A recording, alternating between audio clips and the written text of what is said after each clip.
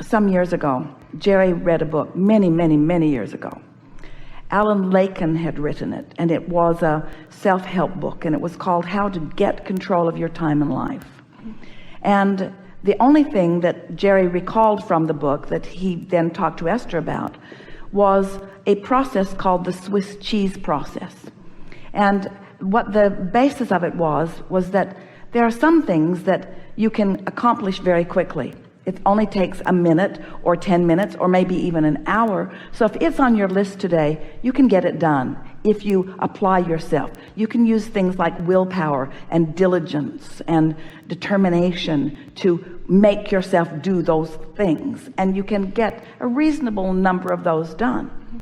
But there are those larger things like writing a book or getting yourself in shape or creating a financial empire or even doing your income taxes or cleaning out your garage. In other words, those things that you're not going to do in an hour, that would take maybe more than a day or maybe more than a week.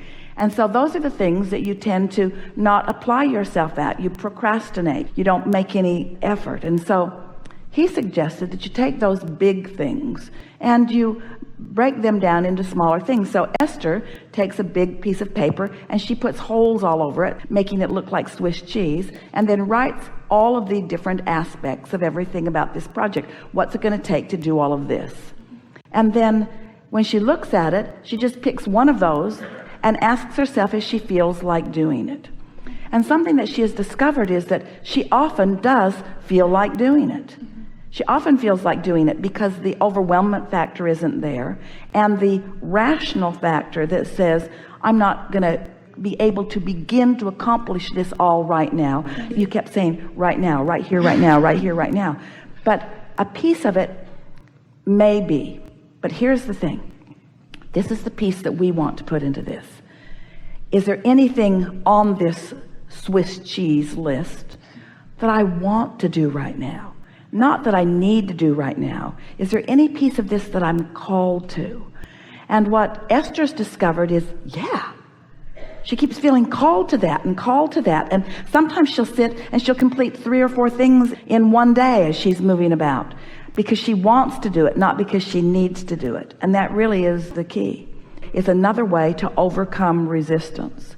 It's sort of like the placemat process that we talked about before, where in a feeling of overwhelmment, delegating it to the universe, don't assign it to yourself. So did anything shift in that conversation? It did, just the feeling of, because everything that I feel like I must do next for this one particular company, Lesson Stop, is I don't want to do. But I'm certain that if I lay it out in a map the way that you suggested, there will be things. So what's this conversation saying? Always follow your path of least resistance. Let's take this further. We've not had this conversation before with anyone. Let's take this further. Why take the path of least resistance? Because it's the only choice you have. And here's the big piece. Your inner being knows what is the path of least resistance. So you've got to give yourself permission to take that path of least resistance. And most of you don't want to do that because then you define yourself as lazy or inappropriate or unfocused or unwilling, and that's just not the case. Let's say it in this way. Path of least resistance is the way the entire universe operates. Path of least resistance is the only way that things operate in a natural way.